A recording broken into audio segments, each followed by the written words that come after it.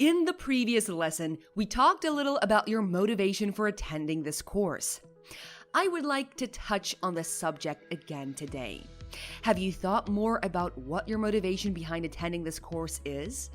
One of my goals for you in attending this course is not just to learn to explore data, but to focus more on inferring what lies beyond the data. Welcome back, everyone, and thank you for choosing to study with Shaw Academy. This is your first step in becoming a better analyst. If you're looking to learn how to test your hypothesis in order to make better data-driven decisions, you are in the right place. I am Nina Smit, and I am the voice of this course. This is your professional diploma course in Statistical Analysis, Lesson 3, Probability Theory. Today's lesson will kick off with understanding the topic that everyone loves discussing, correlation. By the end of this lesson, my goal is for you to fully understand when to use correlation, what it represents, and more importantly, that correlation does not equal causation. The second topic of the day will introduce probability theory and all the basic concepts needed to understand this complex topic in depth. Lesson 4 will end by transversing our understanding of populations and samples. Okay, everyone, let's commence the first topic of the day, correlation. Now, much of what we know in the various fields of study we deal with concerns the relationship between variables. The correlation coefficient is a measure we use to determine the relationship between numerical variables. This means that as the one variable changes, so will the other. For the purpose of this module, we will mostly deal with what is known as linear correlation. Linear correlation means that if two values are correlated, they will change with respect to each other at a constant rate.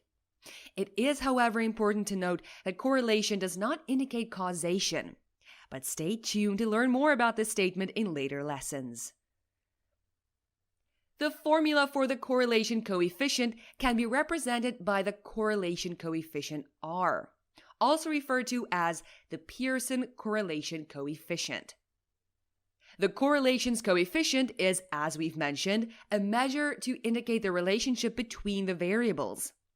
R can be represented by the following equation, where x is the value of the x variable in the sample, x bar, the mean values of the x variables, y, the values of the y variable in the sample, and y bar, the mean of the values of the y variable.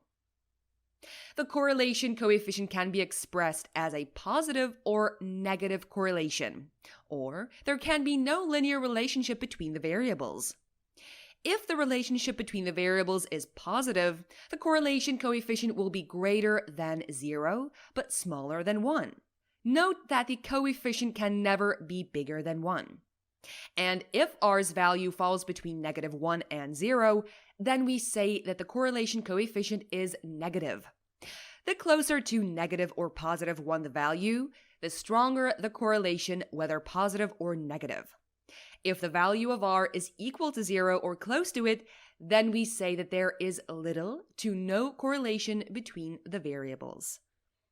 Let's pop over to SAS Studio to put to practice the principle of correlation. This is more or less where we left off in the previous sitting.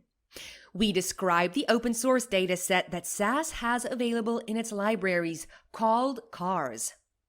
I would now like us to describe the wine quality dataset that we have previously imported.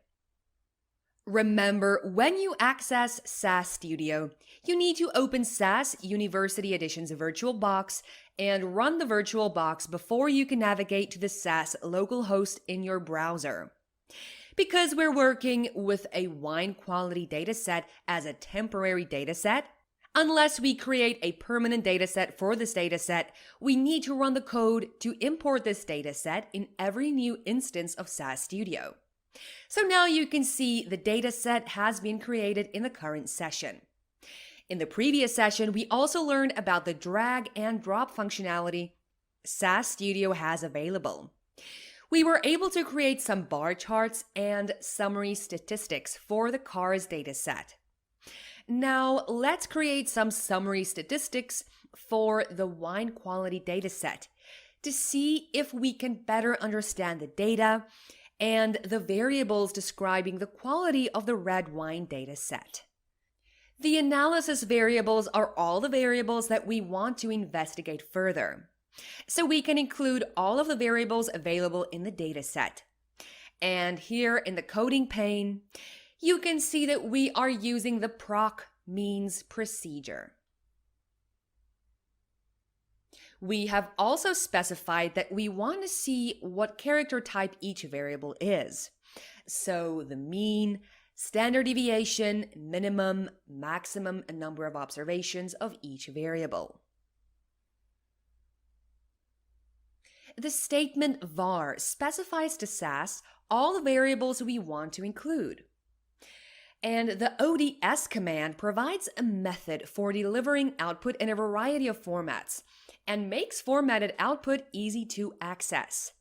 So we always have to specify to SAS that we want the ODS graphics to be on. Now let's add some plots to the summary statistics. So maybe we can add a histogram with a normal density curve superimposed over the histogram. Don't worry, you'll see what that means in a little while. And maybe we can also add a box plot. And as we've previously learned, a histogram is very useful for representing continuous numerical data. The box plot will also show us if there are any outliers, or if the distribution is very skewed. Keep in mind, we'll touch more on skewness in later lessons. But for now, I just want you to get an idea on how that looks so that you are familiar with the topic when we discuss the theory in later lessons. So let's run the code now. And it's this top running man button, or you can press F3 on your keyboard. And this might take a while to run, so be patient. It's a lot of computations that SAS has to go through. And here we have a table showcasing the mean, standard deviation, the minimum and the maximum number of observations. You can see there are no missing observations for any of the variables, and the variance. I think let's first have a look at the outcome variable, quality histogram, because that is the variable that we want to model. We immediately note that there are very few observations available in the lower and higher quality scores. So one possible solution could be to group these scores into groups. For example, poor, average, and good quality wines. So what we could do is group scores of 3 and 4 together, and the scores of 5 and 6, and scores of 7 and above.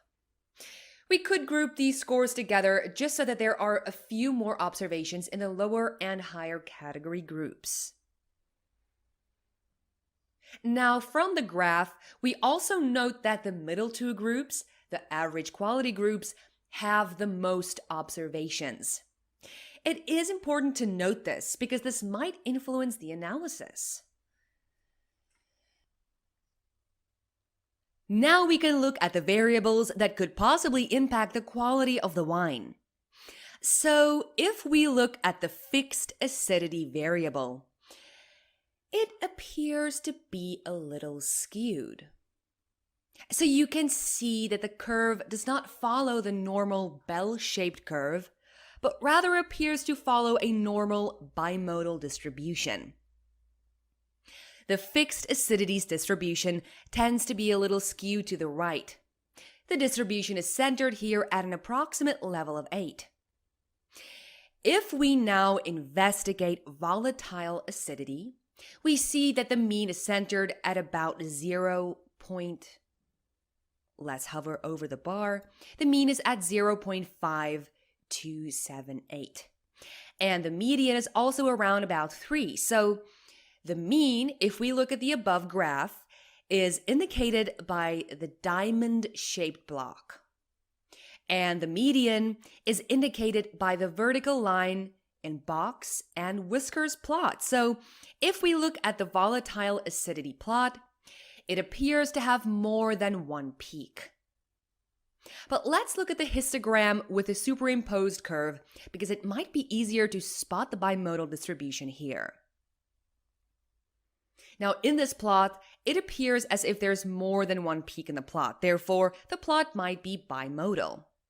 Next up, let's look at the residual sugar variable. This variable shows that most of the observations are centered around a median of 2.2 and the minute 2.5. And we observe that there are quite a lot of outliers in this distribution.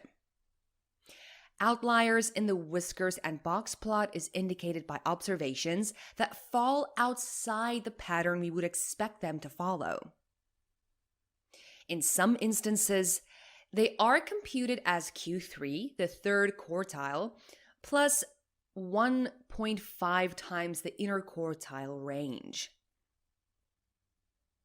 And so we will carry on the investigation like that with each of these variables. I think you can go and do that on your own and note where there are outliers and where the data is skewed. Like in this case, you can see the distribution doesn't follow the normal bell-shaped distribution. So there's this variable that has a very skewed distribution, but then the density variable is very nicely normally distributed. So for each of these variables, you'll go and investigate the variable and you'll note whether they are skewed distributions or normal, or non-normal, or contain outliers, what the mean is, what the median is, and so forth. You will get familiar with each of these variables and understand how they behave, and then note what data cleaning you can conduct in the next step. Remember that our first step in the process is to remove any obvious data errors. But after that step, we go and investigate the data, and we explore the data and create graphs and plots and summary statistics. And then we go back to our first step after we've investigated the data, because now we understand how the data behaves. So it is a complicated process until the data is clean. And we are able to draw useful insights from the data without jumping to a conclusion where the unprocessed data might have a lot of outliers that's now influencing our conclusion. So, in general, the conclusions that we could draw from the graphs and the summary statistics is firstly, that the majority of our wines can be classified as an average quality, with a score of 5 and 6 out of 10. And when we look at the alcohol percentage, we note that there is quite a wide range contained in this variable. It varies from 8% to 14%, which is quite varied if you think about wine. Next up, I would also like us to look at the correlation between the variables. We can also do this with a drop and drag functionality of SAS Studio. Now here on our left-hand side, you can see that there is a tab called Correlation Analysis. If we double-click on that feature, and we once again select all of our variables in the data, but I want the quality variable first. So let's just paste the quality here. So you can see the procedure for the correlation between the variables is called the PROC core. And this shows us the Pearson correlation coefficient. And the Pearson correlation coefficient ranges from, as we've learned, -1 to +1. A +1 value means the relationship is a strong positive linear relationship between the variables. -1 means the relationship is a strong negative relationship between the variables, which means as the one variable increases, the other will decrease. But if it's a strong positive correlation between the variables, then it means if the one variable increases, the other one will also increase. Okay, so let's run this code once again. We have all of our Pearson correlation coefficients. And you will note that the matrix indicates to us if the same variable is opposite each other. So say quality and quality. Logically speaking, the value will be 1.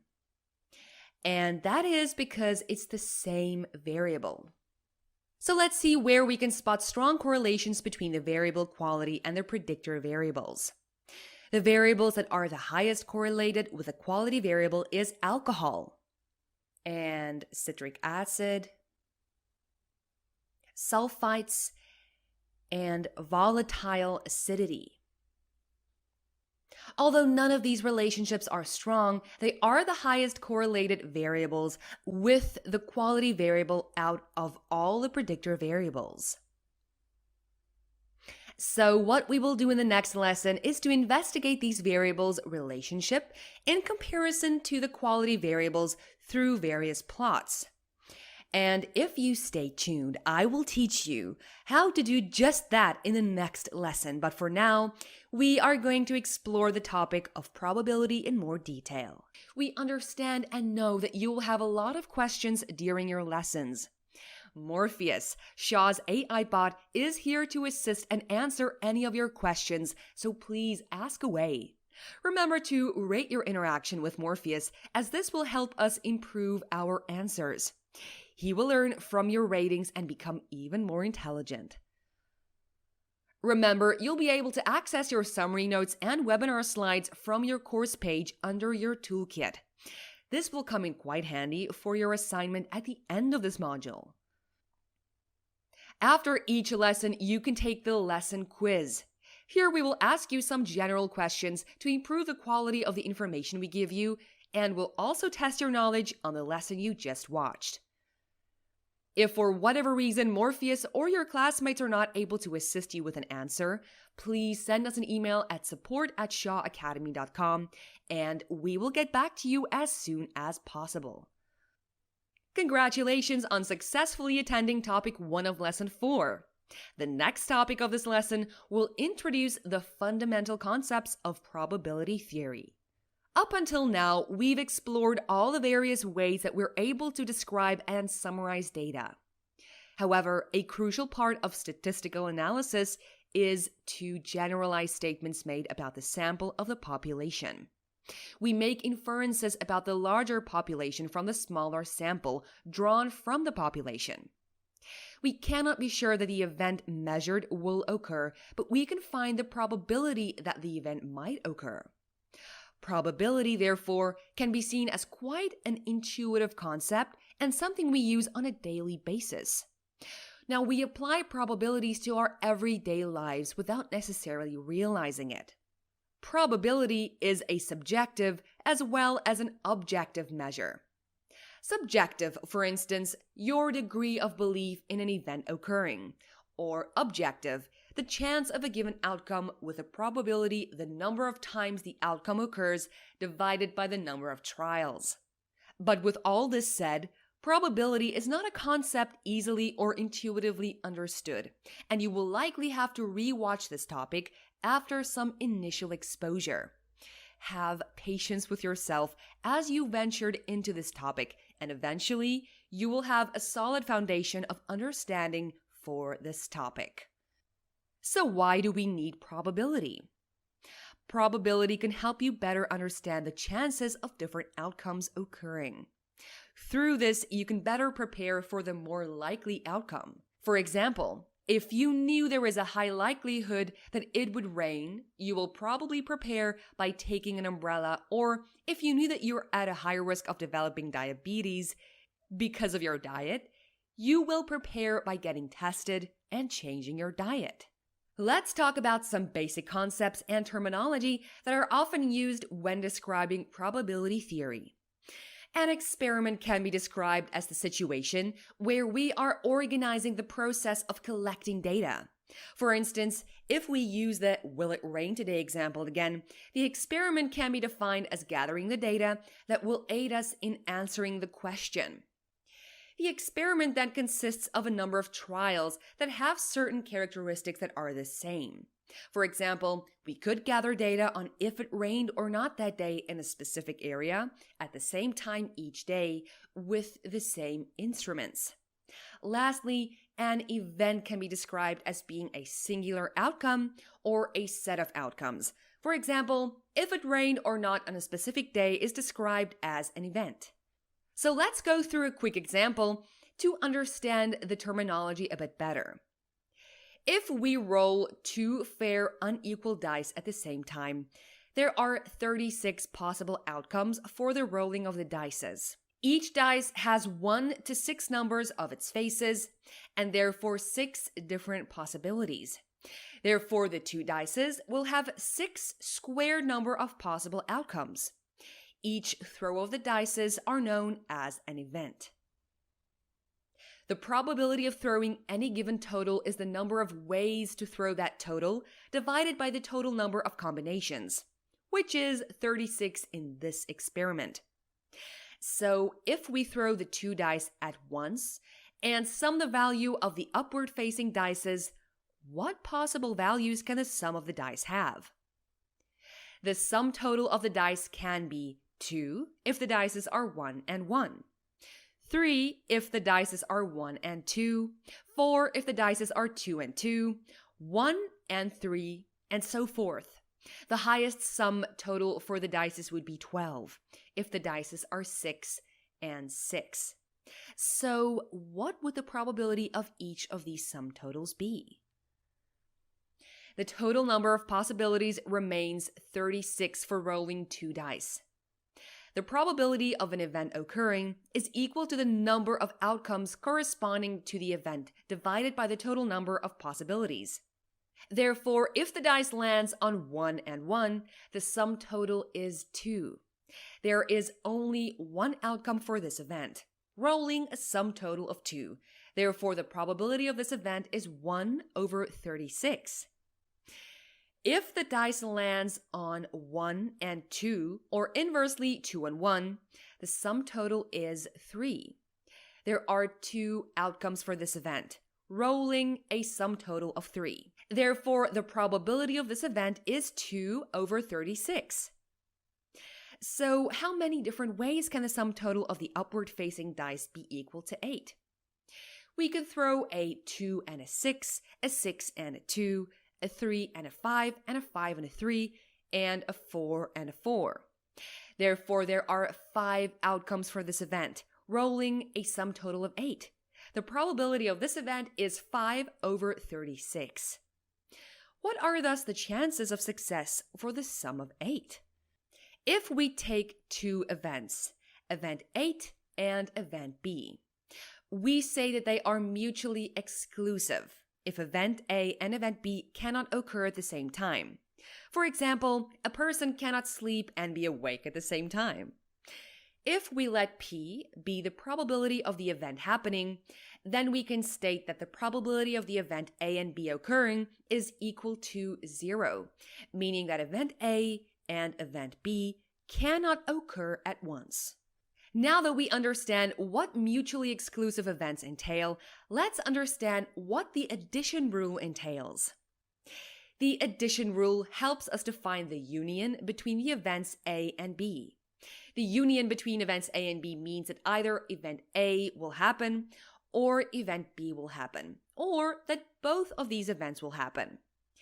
If and only if the events A and B are mutually exclusive, then the intersection between the events will be null or void, rendering the union between the events A and B equal to the sum of the probabilities of these events.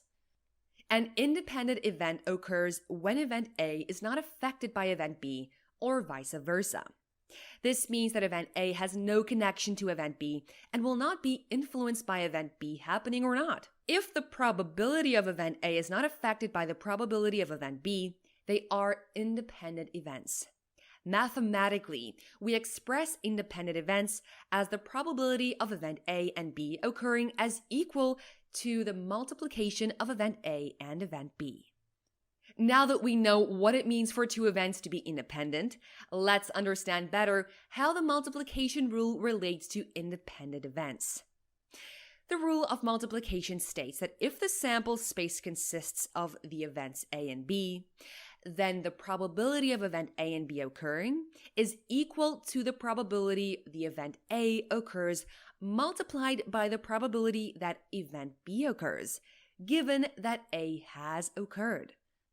The last rule we will discuss in today's lesson is the complement rule.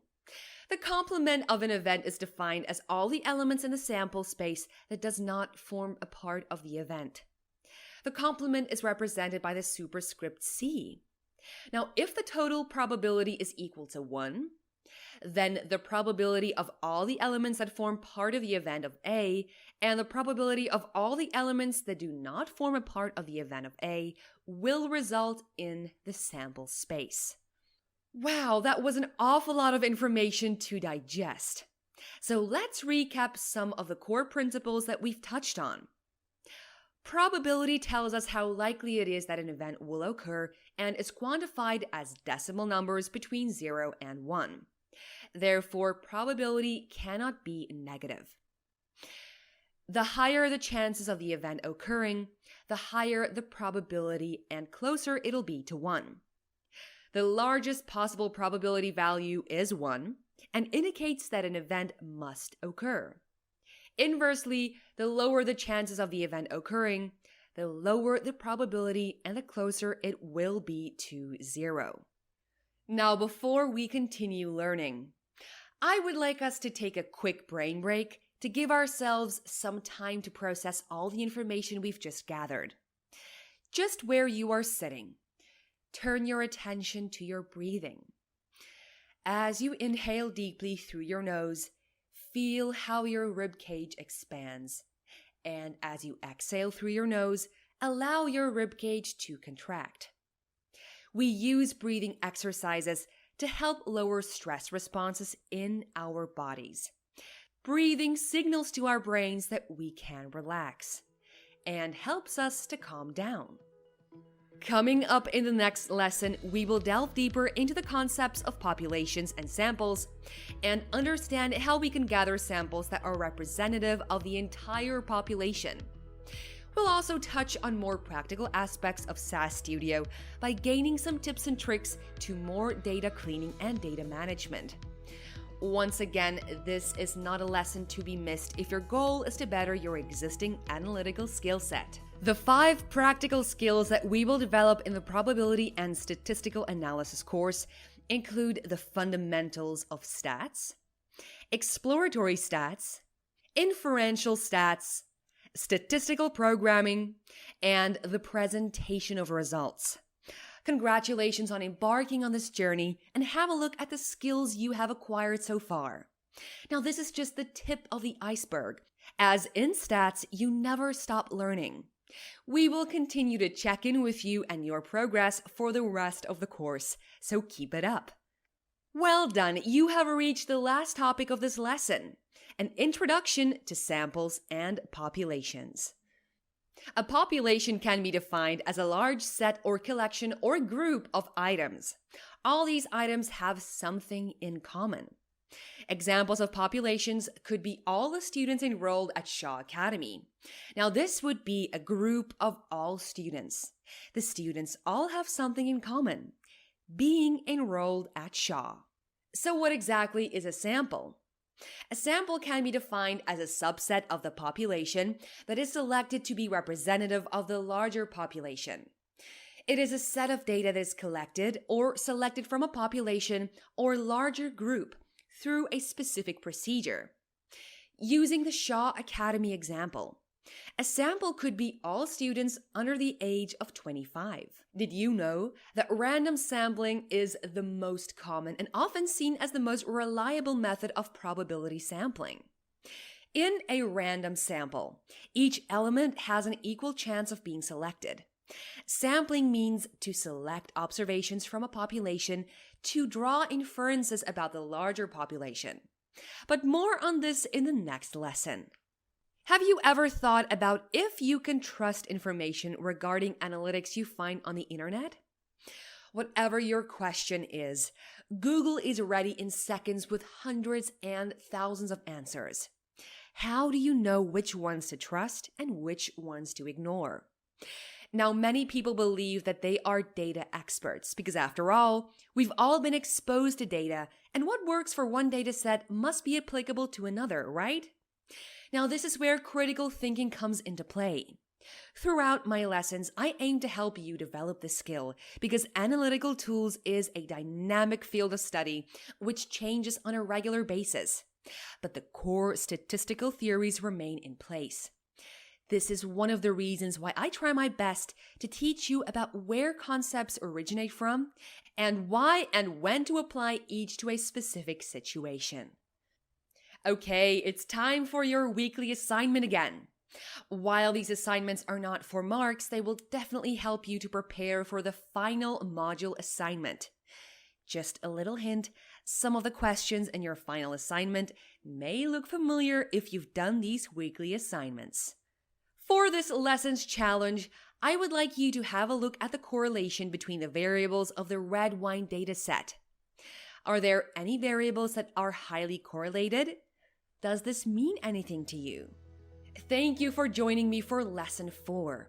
It has been such a pleasure being on this knowledge discovery with you.